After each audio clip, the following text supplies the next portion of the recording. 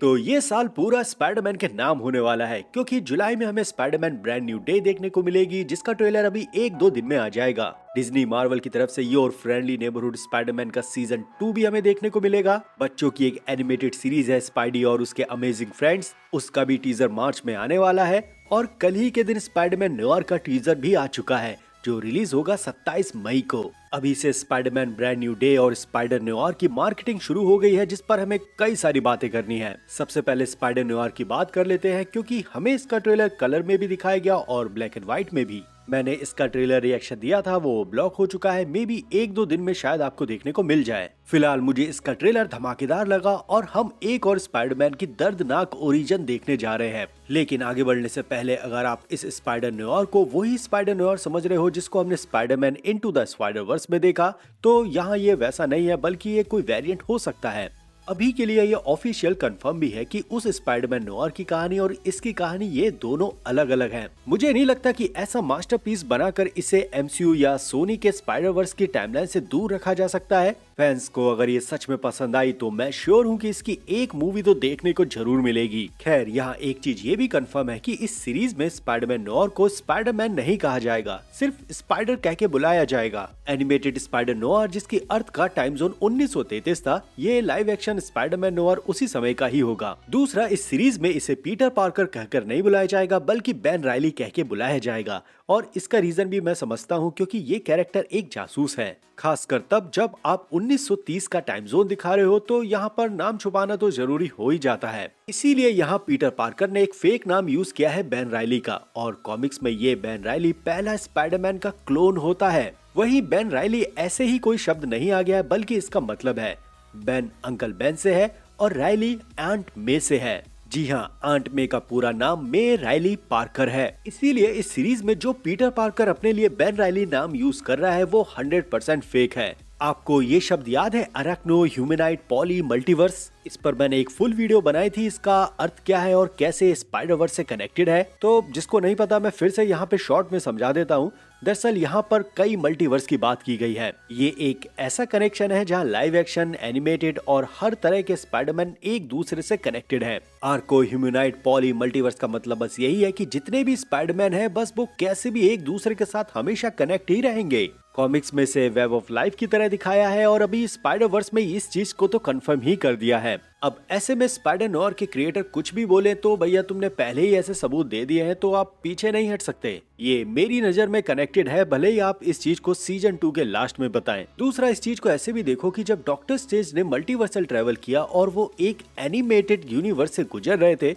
तब वो एक लाइव एक्शन से एनिमेशन की जैसा मतलब बदल नहीं गए थे। तो ये जो चेंज हुआ है लाइव एक्शन में एनिमेशन का, ये इस कैरेक्टर के साथ भी तो हो सकता है। यही सारे सवालों के जवाब हमें इस सीरीज से चाहिए, लेकिन इस सीरीज को समझने से पहले हम इसके ट्रेलर को समझते हैं। हमारे पास 2 फॉर्मेट है, ब्लैक एंड व्हाइट और कलर। लेकिन इस सीरीज को सही फॉर्मेट में देखने का तरीका सिर्फ ब्लैक एंड व्हाइट ही है। आप बाद में कलर से एंजॉय कर सकते हैं या फिर जैसा भी आपकी मर्जी। यहाँ ट्रेलर की शुरुआत होती है बेन राइली के कुछ अतीत की बातों से। यहाँ हम उसके कुछ फ्लैशबैक या यादें देख सकते हैं। निकोलस केज के अगर चेहरे को देखोगे तो ये 30 से 40 साल के बीच में लग रहे हैं, लेकिन इस समय इनकी करंट एज लगभग 62 है। और अगर इस सीन की बात की जाए तो ये स्पाइडर नोआर के ओरिजिन का ही पार्ट है। बाकी सब पीटर पार्कर को जो मकड़ी ने काटा था तब पीटर पार्कर अपनी टीन एज में थे, लेकिन यहाँ ये जो पीटर पार्कर है ये एक अडल्ट है। इसके साथ ये इवेंट बहुत देर में हुआ और इसकी कहानी भी बहुत अलग है। जिस मकड़ी ने इस पीटर पार्कर को काटा था वो कोई रेडियो एक्टिव मकड़ी नहीं थी बल्कि एक मिस्टिकल मकड़ी थी, क्योंकि उस समय रेडियो एक्टिव एक्सपेरिमेंट नाम की कोई चीज ही नहीं थी। 1930 के समय की बात कर रहा हूँ मैं, तो यहाँ रेडियो एक्टिव मकड़ी कैसे आ सकती है। इसीलिए इस स्पाइडरमैन की स्टोरी बाकी स्पाइडरमैन से अलग है। और मैं शॉर्ट में बता देता हूँ कि कॉमिक्स में आखिरकार इस स्पाइडरमैन के साथ हुआ क्या। तो 2009 में पहली बार स्पाइडर नॉर कॉमिक्स में आया। इस यूनिवर्स में 1930 का समय था जहां अमेरिका अपनी क्राइसिस से जूझ रहा था। यहां पीटर पार्कर शुरुआत में डेली बॉगल के लिए रिपोर्ट करता था, मतलब 616 में डेली ब्यूगल है और यहाँ डेली बॉगल है। इसी बीच यहीं पे इसे स्पाइडर डेटीज की मूर्ति मिली और एक मिस्टिकल स्पाइडर ने इसे काट लिया। फिर ये स्पाइडरमैन बना, स्पाइडरमैन का हिस्सा हुआ जिन्होंने एक मल्टीवर्सल वॉर में एक हिस्सा लिया। यहीं पर इसकी डेथ हो जाती है, लेकिन जो स्पाइडर डेटीज थी वो इसको एक पुनर्जन्म देती है। इस डेटिस को द स्पाइडरमैन गॉड बोला जाता था और ऐसे ये स्पाइडर नॉर बना जिसने अपने लिए एक डिटेक्टिव वाला रास्ता चुना। लेकिन ये सब जो कॉमिक्स में हुआ है, मुझे नहीं लगता कि इस सीरीज में इसके साथ कुछ ऐसा दिखाया जाएगा। अब इस चीज को पहले ही कंफर्म कर दिया है कि सीरीज के पहले एपिसोड में ही जो न्यूयॉर्क की कहानी चलेगी वो पहले से ही एक डिटेक्टिव है। उसका एक दूसरा रूप स्पाइडर है जो क्राइम से लड़ता है।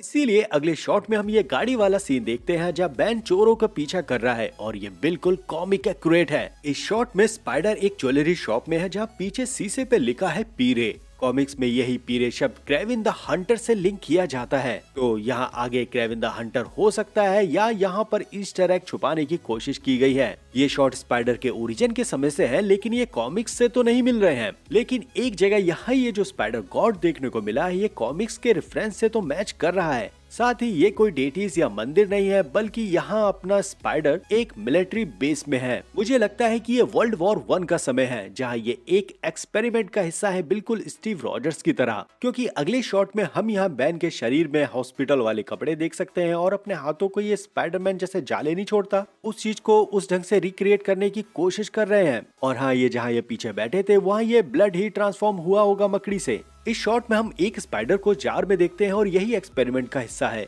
जिससे बैन को पावर मिली है। और बैन ने जो ड्रेस पहनी है वो वर्ल्ड वॉर 1 के समय जो सोल्जर पहना करते थे, यही सेम यूनिफॉर्म है जो बैन ने पहनी है। मे बी यहाँ पर ये भी हो सकता है कि बैन को एक टेस्ट सब्जेक्ट बना दिया हो जैसे एक स्टीव रॉजर्स थे। खैर, जो भी एक्सपेरिमेंट हुआ है उससे बैन अनस्टेबल हो गया है, उसे भ्रम हो रहे हैं और वो स्पाइडर गॉड को इस इल्यूशन में देख रहा है। और ये भ्रम और डुअलिटी वाला हिस्सा हर एक स्पाइडरमैन के साथ है, लेकिन यहाँ केस काफी अलग है क्योंकि जितने भी बाकी स्पाइडरमैन हैं उनके साथ ये सारी चीजें टीन एज में हुई हैं, जिसकी वजह से उन्होंने अपने एंगर और बाकी सारी चीजों पर कंट्रोल कर लिया।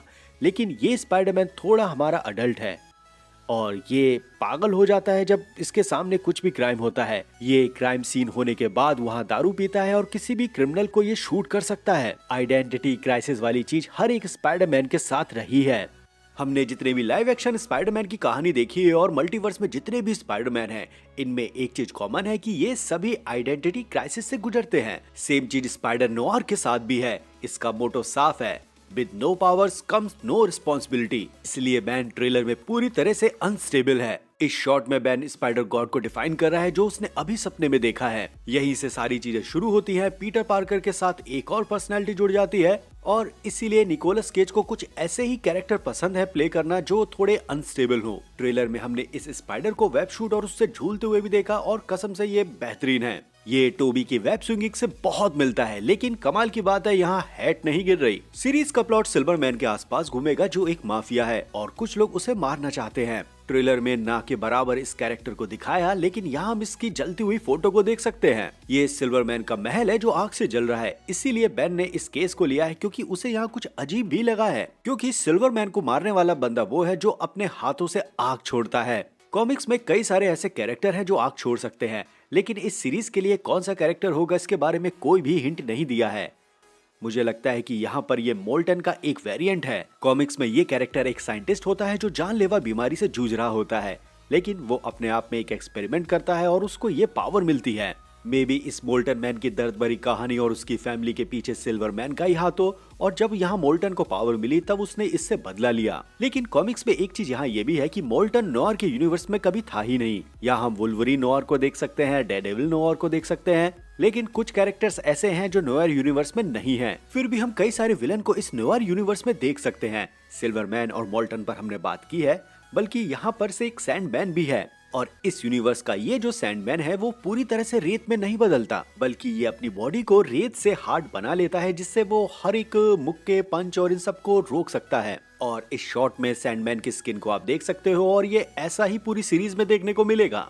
ट्रेलर में हमने नोएर यूनिवर्स का इलेक्ट्रो भी देखा जो अपने हाथों से स्पार्क छोड़ रहा था। कॉमिक्स में ये कैरेक्टर पहले पेपराजी होता है और जब इसने फ्लैश के साथ फोटो ली तो सभी चौंक गए थे। इस पर भी एक्सपेरिमेंट हुए थे जहां एक्समैन इसकी ओरिजिन स्टोरी के पार्ट थे, लेकिन यहाँ इस सीरीज में इसे ऐसा तो नहीं दिखाया जाएगा, बल्कि सिल्वरमैन हो सकता है कि इन सभी पे एक्सपेरिमेंट कर रहा हो और जितने भी विलन हमने देखे ये सब उसी के ही रिजल्ट हो। और फिर इस शॉट में हमें 2 डॉक्टर देखने को मिलते हैं और ये जो मेल डॉक्टर है इसके बारे में कहा जा रहा है कि ये डॉक्टर ऑक्टो ऑक्टोरियस है। क्योंकि कॉमिक्स में जो न्यूयॉर्क यूनिवर्स के डॉक्टर ऑक्टोपस हैं वो नाजीज के साथ काम कर रहे होते हैं। ये एक तरह का गैर कानूनी एक्सपेरिमेंट चलाते हैं, लोगों को उठाते हैं और उन पर एक्सपेरिमेंट करते हैं। तो जैसे कैप्टन अमेरिका में नाजी पार्टी वर्सेस यूएस वाला जो हिसाब किताब नहीं देखने को मिल रहा था, वो ही सीन यहाँ पर भी इस सीरीज में है। और हाँ, यहाँ पर एक और कैरेक्टर है रॉबी, जो डेली बॉगल के लिए काम करता है। इन लोगों ने इस कैरेक्टर को भी किडनैप किया था। ये पीटर पार्कर का दोस्त भी होता है और इस सीरीज में वो वैन राइली के साथ भी है। इस कैरेक्टर का नाम है कैट हार्डी, जो इस यूनिवर्स की ब्लैक कैट है। कॉमिक्स में इसका नाम फिलिशिया हार्डी होता है और ये एक नाइट क्लब की ओनर होती है। ट्रेलर में भी ये फिलिशिया हमें यहाँ इस जगह देखने को मिली, जो इस नाइट क्लब की सिंगर है और ये सिल्वर मैन के लिए काम कर रही है। अब हम यहाँ ये जो ड्रीमी कैरेक्टर देख रहे हैं ये एमजे है। सेम लाइटिंग और ड्रीमी इफेक्ट के साथ यहाँ हम फ्यूनरल के सीन को भी देखते हैं। तो यहाँ ये हो रहा है कि ये बैन राइली का फ्लैशबैक है, जहाँ मेरी जेन पहले ही मारी जा चुकी है। और जो हमने ट्रेलर की शुरुआत में बैन राइली को गुजरते हुए देखा, ये दरअसल एमजे की कब्र की तरफ बढ़ रहे हैं। अब बात करें स्पाइडरमैन ब्रांड न्यू डे की, तो हमारे पास कई सारे और भी नए लीक आए हैं। टॉकीज पैकेट और हम बैकपैक पर स्पाइडरमैन के ऑर्गेनिक वेब का एक फर्स्ट लुक देख सकते हैं। स्कॉर्पियन और बूमरैंग भी यहाँ पर विजिबल हो रहे हैं और पीछे हल्क दिख रहा है। फिर ये स्पाइडरमैन वर्सेस बूमरैंग का ये फाइट सीन का ये सीन, जहाँ हम एक बूमरैंग को साइड में देख सकते हैं। फिर यहाँ ये हल्क है, ना ही ब्रूस बैनर, ना ही स्मार्ट हल्क, ना ही ग्रे हल्क। चेहरे पर गुस्सा दिख रहा है और आप ये कह सकते हो कि हमें वो हल्क देखने को मिलने जा रहा है जिसका हम इंतजार कर रहे थे। दूसरा, ग्रे हल्क को लेकर भी एक कंफर्मेशन मिली है, क्योंकि उसके साथ एक सीन है जहां वो मशीन गन को चलाता है। कॉमिक्स में ग्रे हल्क का ये स्पेशल हथियार है और इसको चलाने के लिए हमारे पास पनिशर भी है। पनिशर भी मशीन गन को यूज करता है और हमारे पास ग्रे हल्क भी है। और अगर कॉमिक्स के इस सीन को रिक्रिएट किया जाए तो चीजें हमारे सामने है और कुछ भी हो सकता है। अब यहाँ पर टाकीज के स्पाइडरमैन की बात की जाए तो ये क्लियर दिख रहा है कि स्पाइडरमैन ऑर्गेनिक वेब छोड़ रहा है। यहाँ किसी तरह का कोई वेब शूटर नहीं है, बल्कि ये चीज उसके अंदर से निकल रही है। वहीं मैंने अपनी पिछली वीडियो में ये भी कहा था कि इस मूवी में पीटर अपने एक जेनेटिक म्यूटेशन से निपटेगा, मतलब वो एक ट्रांसफॉर्म होगा ह्यूमन स्पाइडर में। यही चीज पीटर को ऑर्गेनिक वेब देगी और उसमें कई सारी चेंजेस भी करेगी। ये जो लीक फुटेज हम देख रहे हैं, यहाँ पीटर एक ककून के अंदर है। ये कब तक इस ककून के अंदर था इसकी कोई हिंट तो नहीं है, लेकिन जैसे ही ये ककून से बाहर आएगा तब ये ऑर्गेनिक वेब छोड़ेगा। खैर जैसा भी है, लेकिन हमारे पास एक गुड न्यूज है। स्पाइडरमैन ब्रांड न्यू डे का ट्रेलर हमें 1-2 दिन में देखने को मिलने वाला है। जो लीक ट्रेलर हमने अब तक देखे हैं ये उनसे काफी अलग होगा। कुछ एक्स्ट्रा फुटेज हैं। लगभग हम सारी चीजों पर बात कर चुके हैं, लेकिन अब HD में देखने का इंतजार नहीं हो रहा। तो फॉर स्पाइडरमैन लाइक सब्सक्राइब करो। मिलते हैं अगली वीडियो के साथ, तब तक आप अपना ध्यान रखो। मजे लो, लव यू एंड बाय।